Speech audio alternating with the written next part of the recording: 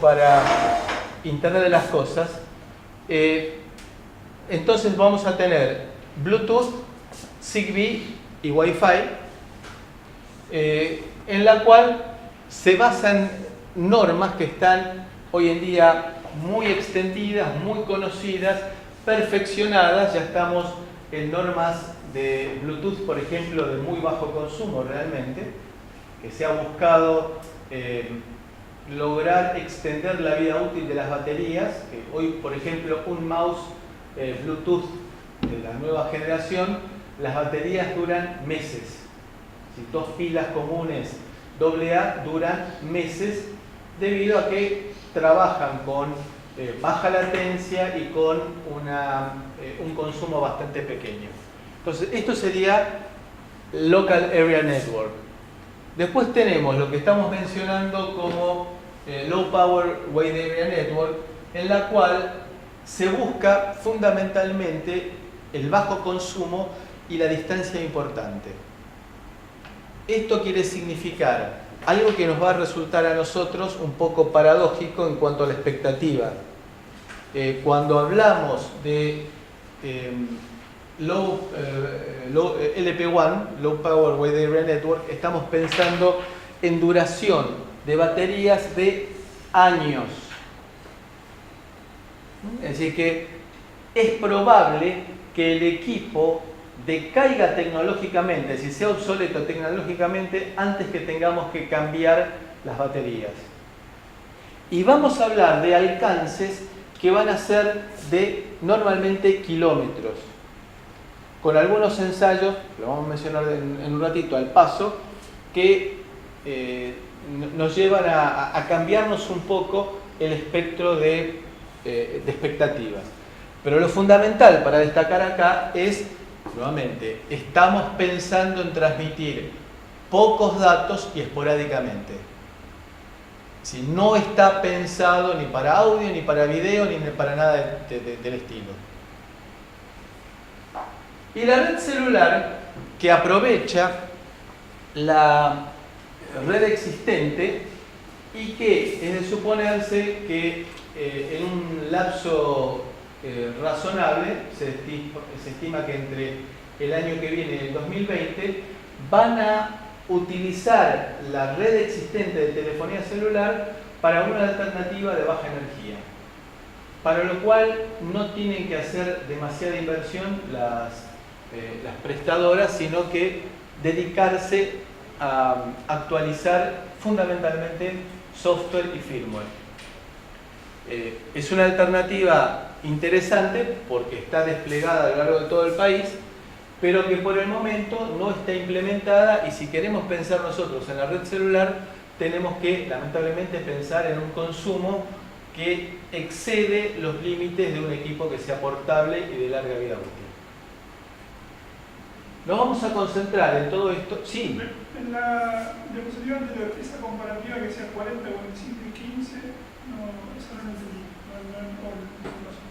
Eso quiere decir sobre el 100% de conectividad inalámbrica, ¿qué va en cada uno de los rubros? Es decir, la suma nos da 100%. Sí. Entonces lo que quiere decir es, en equipos de conectividad, sistemas embebidos de conectividad inalámbrica, ¿cómo es que se distribuyen? Perdón, eso se me escapó a mí de mencionar. Entonces decimos que nos vamos a concentrar en LoRa, en el cual LoRa tiene lo que uno diría el sueño de pibe, es decir, un rango muy amplio. Y cuando hablo de rango muy amplio estoy diciendo, en campo abierto vamos a estar hablando de típicamente 15 kilómetros de alcance. La modulación que vamos a utilizar nos va a permitir rescatar información en la que tenemos más ruido que señal. Y no me equivoqué en lo que dije.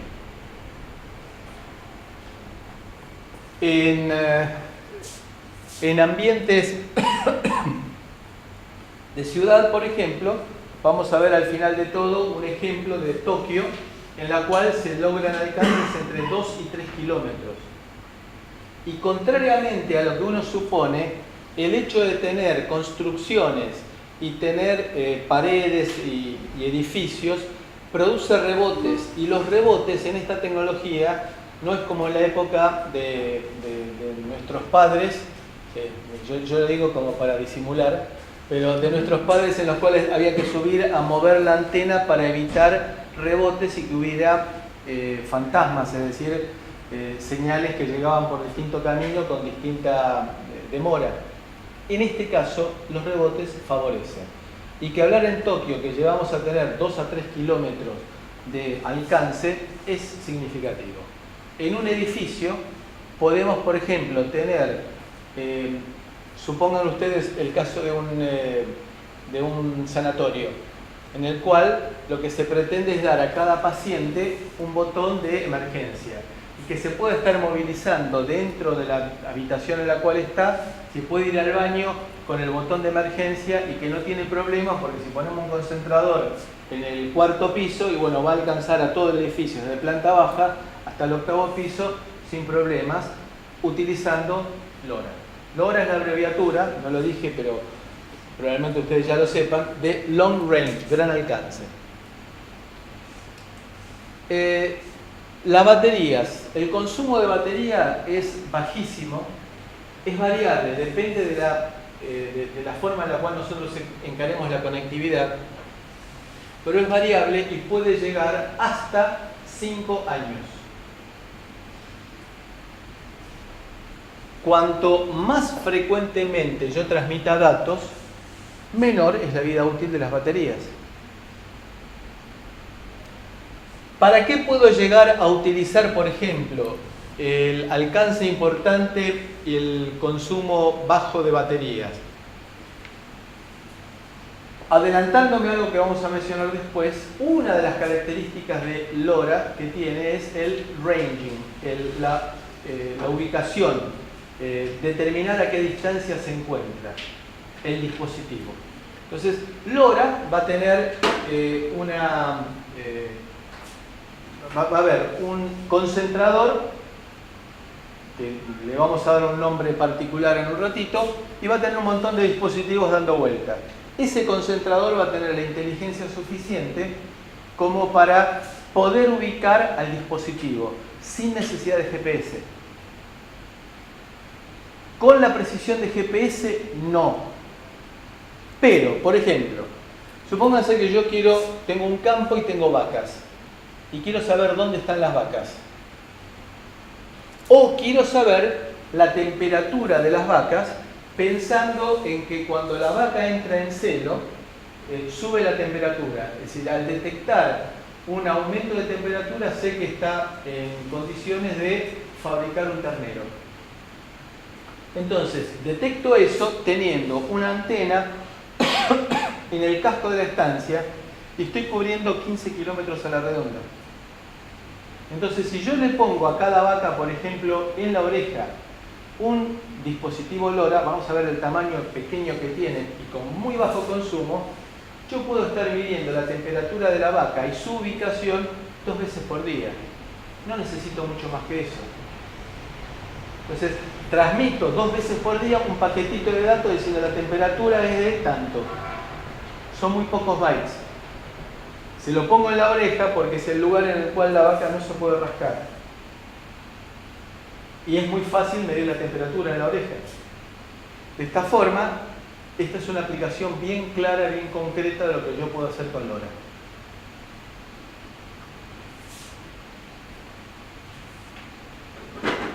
El uso de los datos es múltiple. Una vez que yo los adquirí en ese concentrador que mencioné antes, a partir de ahí estoy en condiciones de hacer lo que se me ocurra. Mandarlo a distintos usuarios que pueden llegar a procesar esos datos como les convenga. Conclusión, LoRa me permite a mí generar datos y una vez que tengo esos datos, darles la utilidad que se les ocurra. Desde ubicar una vaca, porque tiene que ir al matadero, sé que la vaca está en tal lugar, que ya tiene un historial, que con cada uno de los dispositivos que tienen las vacas en la oreja, sé que esta vaca tiene 4,5 años y que tiene todas las vacunas necesarias como para poder en este momento ser faenada. U otra vaca para saber que está en condiciones de procrear. Y aparte, y esto es lo importante, el bajo costo. Lo que nosotros vamos a presentar en este curso en particular es una plaquetita que me permite integrar tanto la tecnología LoRa como la tecnología de un microcontrolador. De manera que resuelvo la transmisión LoRa y al mismo tiempo el procesamiento de datos. Con lo cual estamos hablando de bajos costos. ¿Qué significa bajos costos? Entre 10 y 15 dólares. Que para una vaca, ese dispositivo que encima es reutilizable, porque a lo sumo le tendré que cambiar la batería y lo pongo en otra vaca, me permite a mí hacer una pequeña inversión que, en grandes cantidades por supuesto, el costo es mucho más bajo. La cobertura LoRa, fíjense, este es un ejemplo de lo que es, por supuesto, estamos hablando de un país pequeño, Bélgica, en el cual un principado pequeño, entonces fíjense que esto ya debe tener dos años, esta imagen tiene más de 2 años. Fíjense la cobertura que tenemos de ciudades importantes que nos permite a nosotros dentro de las ciudades tener LoRa en cobertura como si se tratara, por ejemplo, de telefonía celular. Me permite una relativa movilidad. No está orientado al hecho de, por ejemplo, yo con un teléfono celular me voy moviendo, cambio de celda y supuestamente yo no me tendría que dar cuenta de que cambié de celda, es decir, que dejé de ser atendida por la celda de San Martín y pasó a ser atendido por la celda de Miguelete. LoRa en ese sentido no está orientado a ese tipo de facilidades. LoRa va a transmitir y va a transmitir a todo el mundo que lo quiera escuchar. Y después, como acá no estamos hablando de voz humana ni imágenes, y después cómo se ruteará esa información, eso es otra historia. Entonces, yo puedo estar acá en este punto y puedo estar transmitiendo y que me va a estar recibiendo tanto en Bruselas como en Charleroi. Después se medirá en ambos lugares se comparará cuál es la señal que tengo y cuál es la preeminencia, a quién se le dará mayor atención. ¿Cuál es la diferencia entre LoRa y LoRaWAN? Ustedes dirán, ¿qué tiene que ver lo que estamos diciendo? ¿Qué decepción lo que estoy viendo en este momento? Esperen, no se vaya nadie. La diferencia entre LoRa y LoRaWAN es lo mismo que decir RS232. RS232 y comunicación sincrónica.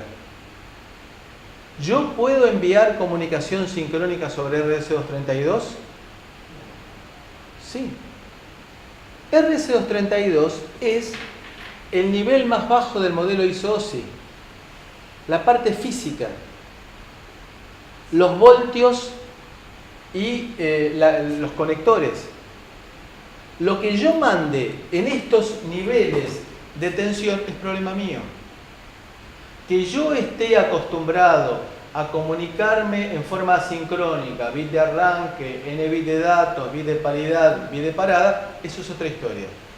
Pero puedo mandar la codificación que a mí se me ocurra. También puedo enviar comunicación sincrónica. Exactamente eso es lo que pasa entre LoRa y LoRaWAN. Entonces, LoRa es la parte física. LoRaWAN es la modulación, que me va a llevar, fíjense que esto se parece a al diagrama de una red, de la conectividad de una red. Tenemos la aplicación en la parte superior, la parte física en la parte inferior. Entonces, la parte inferior, que es la parte física, es LoRa. A partir de ahí y de vuelta en el modelo ISO-OSI, en el modelo de capas, nos vamos a través de la modulación, de la forma de modulación, lo que llamaremos LoRaWAN. Fíjense que en la parte inferior hay una serie de siglas medio raras. EU 868 quiere significar, en la mayor parte de Europa, la frecuencia que se utiliza para hacer la transmisión de LoRa es de 868 MHz. Hay una parte de Europa, que es la parte de Unión Soviética, 433 MHz. Después tenemos Estados Unidos, 915 MHz, y Asia, 430 MHz. Dos cosas para comentar. La primera es una aseveración y la segunda es una pregunta. La primera, fíjense, son todas sub-gigahertz. ¿Por qué motivo? Exactamente, por la forma de propagación.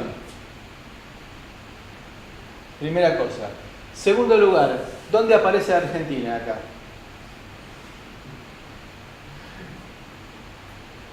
La respuesta es muy clara. ¿Y qué sé yo? Nosotros estábamos trabajando hasta el año pasado compartiendo la norma americana.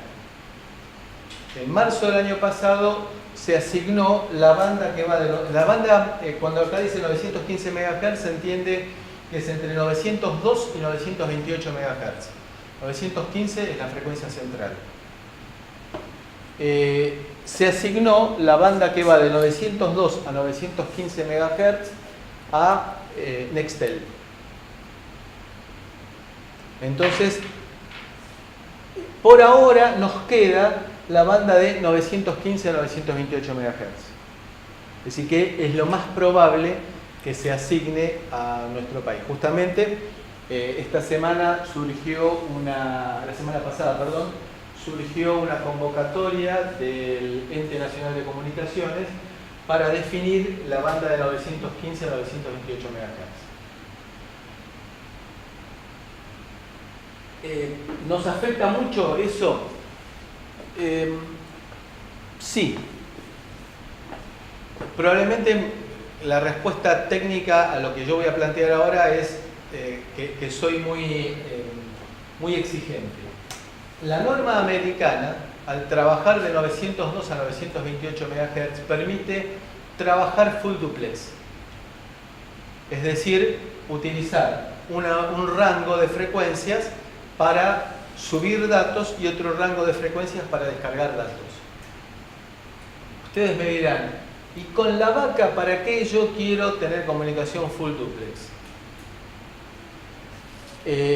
La tecnología cambia de una manera impensada. El primer disco rígido que yo tuve hace 35 años era de 30 megabytes. Y yo decía en aquel momento, esto no lo voy a llenar nunca en mi vida.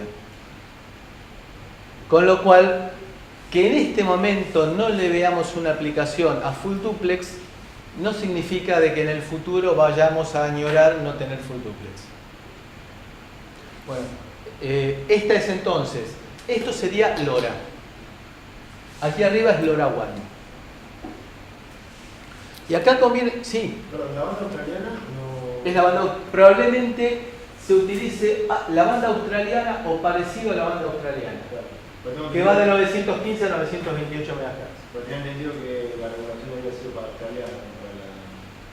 La regulación no está definida todavía, por eso digo que se está haciendo, después les voy a pasar a ustedes, una vez que nos organicemos un poco, tengamos los medios y todo eso, les voy a dar, vamos a compartir un montón de información y también vamos a a transmitir algunos correos que me han llegado en los últimos tiempos, en los cuales se está abriendo la posibilidad. Justamente hoy yo me contacté por mail con la gente de ENACOM preguntándole, porque el término técnico de ENACOM es muy, digamos, no es para los seres humanos.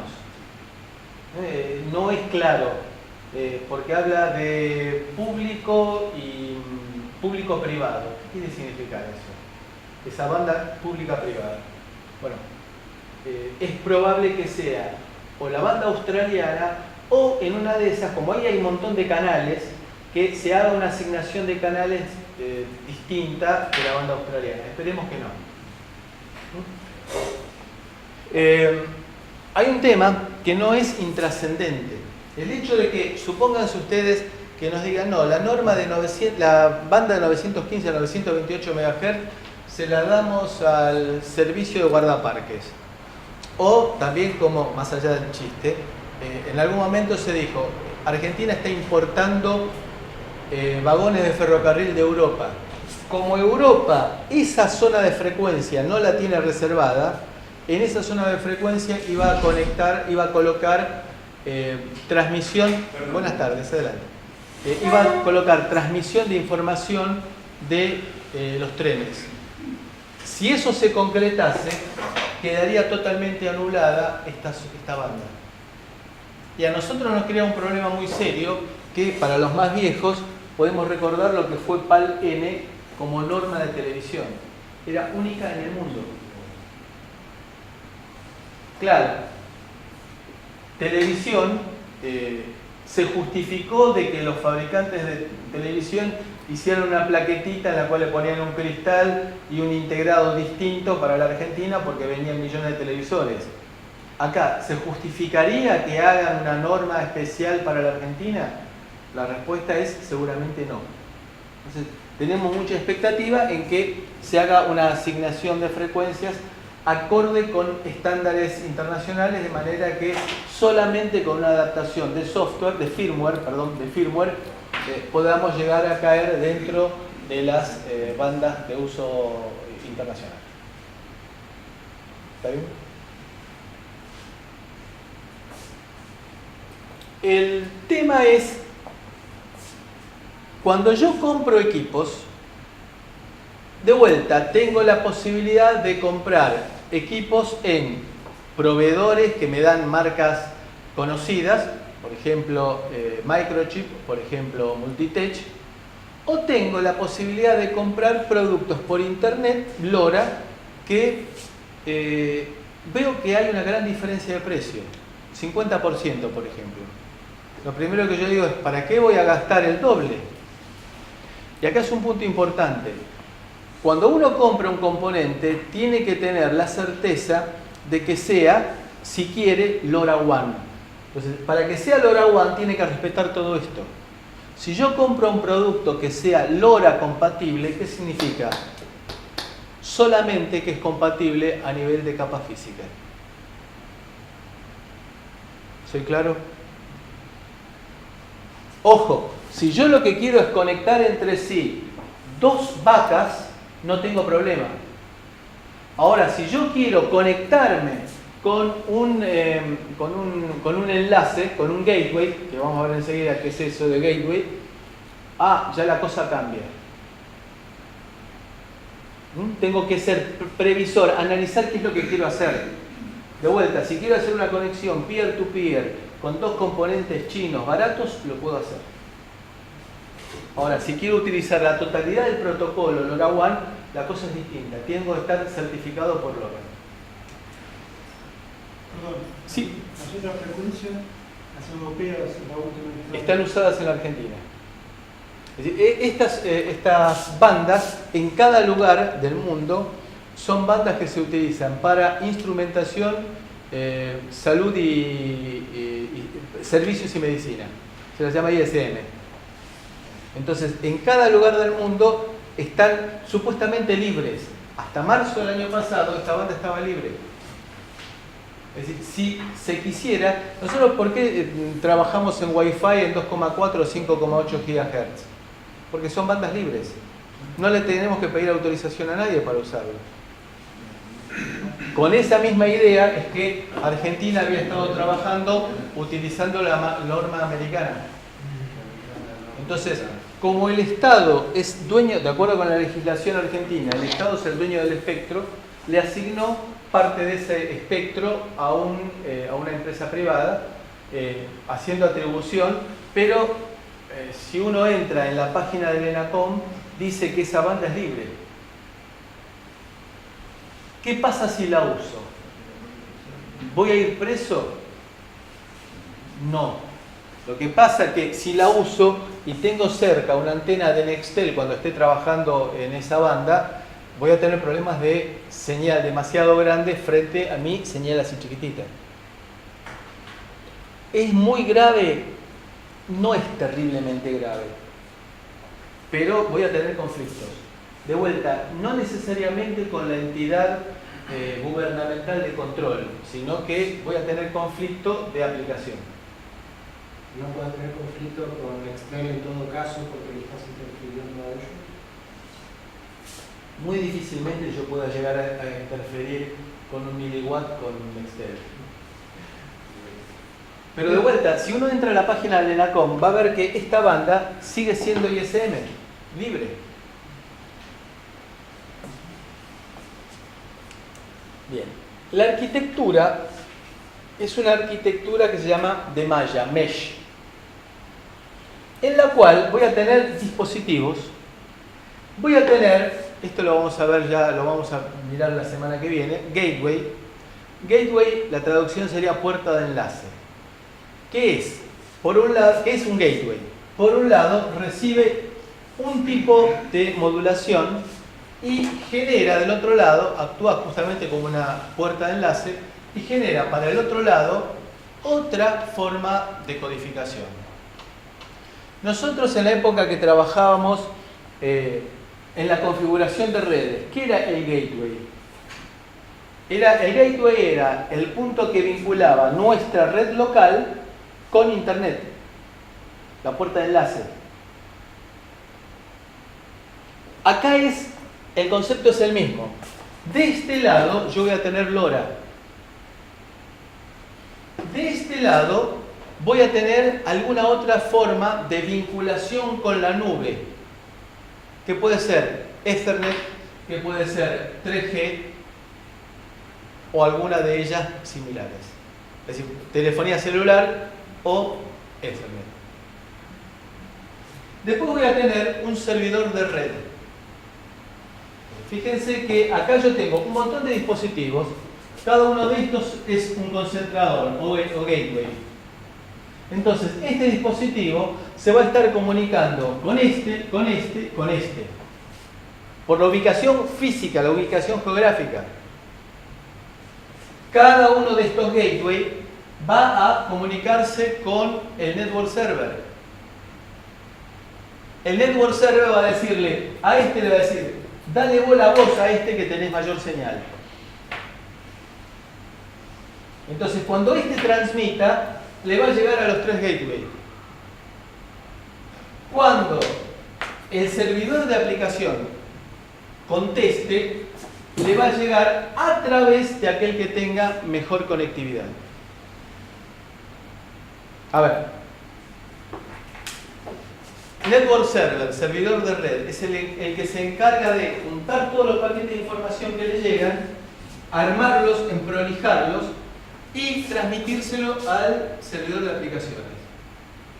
Por ejemplo, ¿qué es el servidor de aplicaciones? Es el servidor que tiene Coca-Cola para saber cuándo sus máquinas, sus vending machines, la maquinita que cuando uno pone plata le da una lata de gaseosa, saber cuándo una de esas vending machines está quedando sin Coca-Cola. Ese es el servidor de aplicaciones. Para lo cual, acá tuvo que haber un network server que recibió un paquete de un gateway y sabe que tiene que ir hasta este. Ahora, acá aparece un tema interesante, que es el tema de la seguridad, sobre el cual vamos a hacer bastante hincapié. Pero, fíjense ustedes que todo esto requiere garantía de que el hecho de que llegue información al network server no pueda llegar a ser capturado por Pepsi.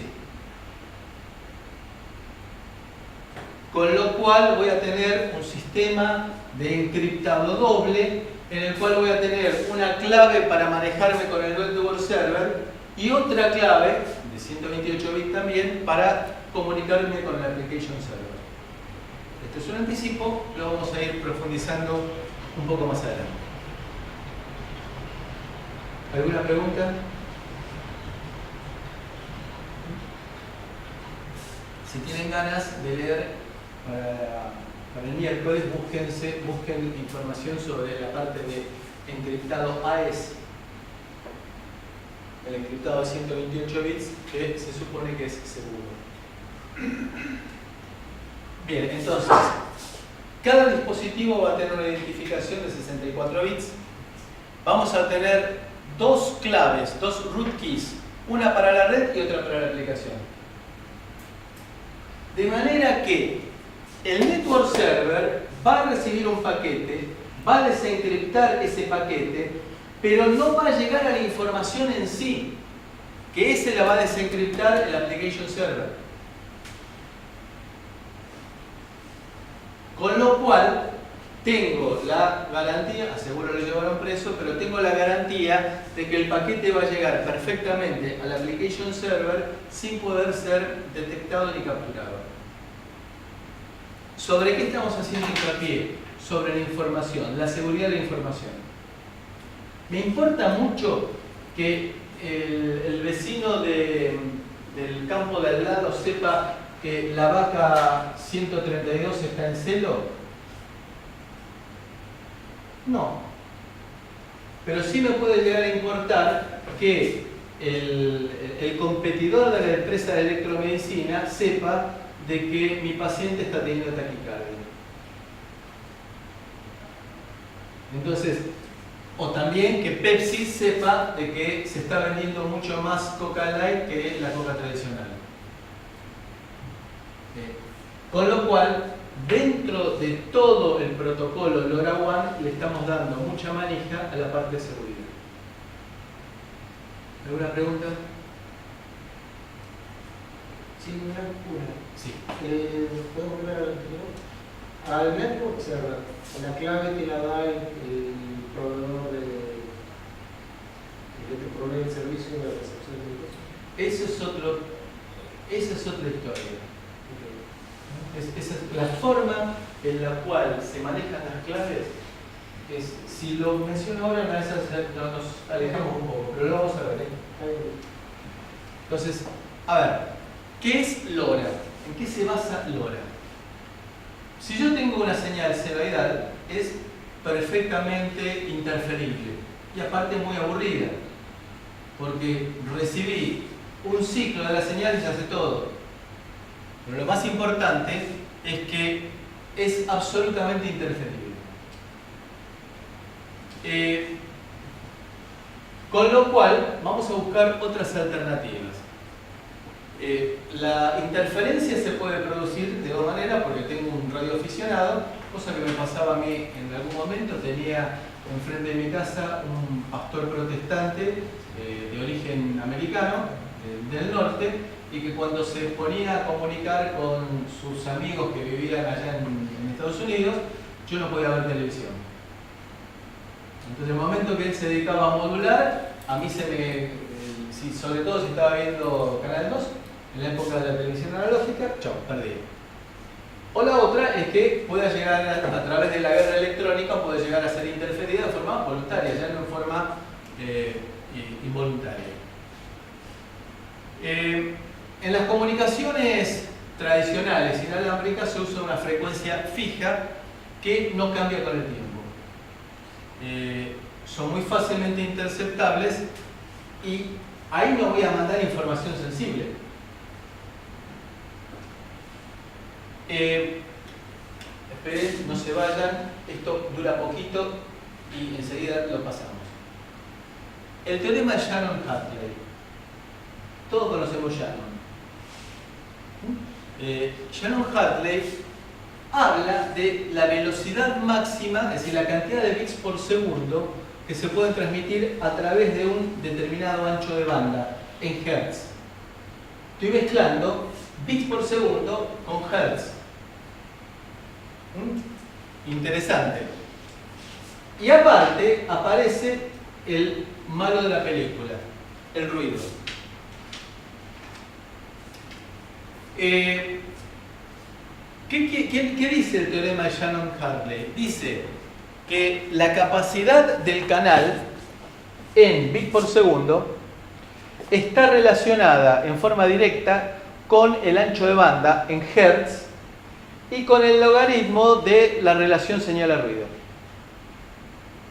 Dicho de otra manera, cuanto mayor relación señal a ruido yo tenga, ojo, en forma logarítmica, para un determinado ancho de banda voy a poder transmitir una mayor cantidad de bits por segundo. Lo cual es bastante entendible. Si yo estoy cerca del emisor, voy a poder modular a mayor cantidad de bits por segundo porque voy a tener flancos más abruptos. A medida que me voy alejando, estoy perdiendo ancho de banda y por lo tanto voy a estar perdiendo ancho de banda porque ya no voy a tener flancos abruptos, sino flancos más bien redondeados. Llegó lo más importante de toda la reunión. Bien, vamos a trabajar un poquito matemáticamente. Gracias, Marcelo. Vamos a trabajar un poquito matemáticamente esto. Tomando logaritmos neperianos y todas esas cosas, tenemos que la relación entre la capacidad de bits por segundo y el ancho de banda es esto multiplicado por la relación señal a ruido. Esto es la vinculación, ese número que aparece ahí es un coeficiente que surge al efectuar el pasaje de los logaritmos en base 2 que teníamos nosotros antes al logaritmo neperiano. Suponiendo que la relación señal a ruido es menor que 1, mucho menor que 1, ¿qué significa esto? Significa que tengo más ruido que señal. ¡Pum! Se me cayeron abajo toda la teoría histórica de las comunicaciones. Es decir, que yo pueda llegar a rescatar de ruido una señal, se me viene un poco abajo la historia. Entonces, de esa manera, puedo decir que la relación ruido a señal es aproximadamente igual al ancho de banda dividido la cantidad de bits por segundo que yo pueda transmitir.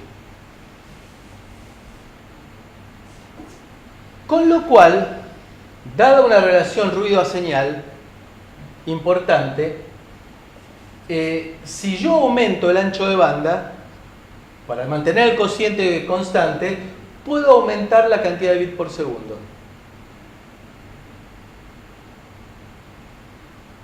El silencio de eso dicen que está queriendo decir en este momento, o este tipo está loco, o nos desenganchamos por completo, vamos a tomar café.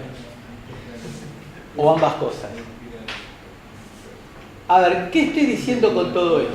Estoy diciendo que si yo aumento el ancho de banda para transmitir información,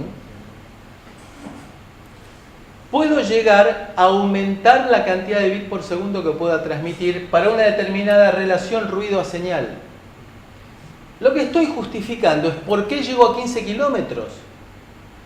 A 15 kilómetros con una porquería que estoy transmitiendo acá, miliwatts, ¿cómo hago yo para llegar a 15 kilómetros?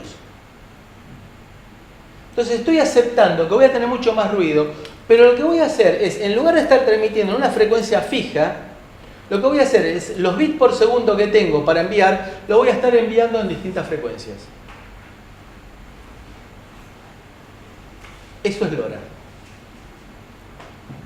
¿Me creen? Les juro, ¿eh? Entonces, ese es el secreto. Entonces, aquí aparece Hedy Lamarr. Ahí ya se dieron cuenta que estoy totalmente fuera de mis cabales. ¿Quién fue Hedy Lamarr? Hedy Lamarr fue una actriz muy famosa en la época de la Segunda Guerra, en la década de 40, del cine americano. Esta mujer, aparte, era inventora. Y en tal condición, ella fue la que creó una norma de transmisión de información que utilizaron los aliados para evitar que los alemanes pudieran detectar sus mensajes. ¿Qué fue lo que hizo? justamente lo que estamos diciendo. Lo que hizo fue transmitir información cambiando de frecuencia en forma permanente. En una secuencia que emisor y receptor la conocían, pero los alemanes no.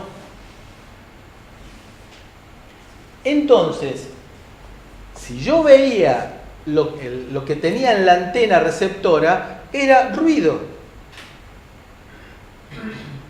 Como no sabía en qué frecuencia montarme en cada momento para recuperar la información, no la podía recuperar. Y eso es lo que estamos diciendo nosotros ahora. Entonces, esta norma que se creó ahí, digamos que ese fue el momento en que se empezó a hablar de spread spectrum, es decir, espectro ampliado o espectro ensanchado. Banda, ancho de banda grande. Fíjense, y ahora esto es un comentario fuera de contexto previo al café, cuando uno habla de que yo me conecté con el servicio del proveedor de internet tal y tengo un ancho de banda de tantos bits por segundo, es una barbaridad lo que estoy diciendo. Ancho de banda son hertz. Aquí y en todo el mundo. Lo que podré llegar a decir es que contraté con mi proveedor de internet un servicio de conectividad de tantos megabits por segundo. Hablar de ancho de banda no tiene nada que ver con lo que estoy contratando. Ancho de banda es lo que aparece ahí. Cuando nosotros ampliamos en forma forzada el ancho de banda para tratar de enviar en forma distribuida la información. Esto es el resumen de lo que acabo de decir. Entonces yo tengo acá el emisor que está enviando, quiere enviar A, B, C, entonces envía A, B, C, y del otro lado, como sabe cómo estar muestreando para recuperar la información, recupera todo. ¿Por qué sabe? Sabe que tiene que el primer dato sacarlo del primer canal, de la primera frecuencia, el segundo dato de la segunda frecuencia, y así sucesivamente. Lo fundamental es que emisor y receptor sepan dónde poner datos y dónde sacar datos, en frecuencia.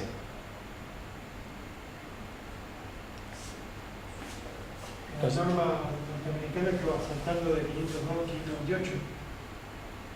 Claro. Bueno, Sí. no. No,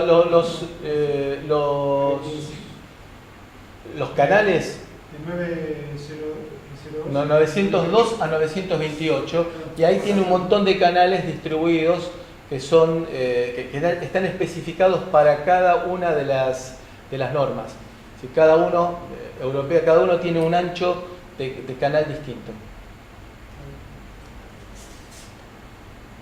Reduce interferencia y jamming. Jamming es la interferencia adrede, es decir, la interferencia que utilizan, por ejemplo, los piratas del asfalto para anular la transmisión de datos que tiene los camiones que van geolocalizados y van transmitiendo por telefonía celular. Entonces, el jamming es que le meten un transmisor de banda ancha de 25 watts en un auto atrás y en un auto adelante y queda totalmente inhabilitado.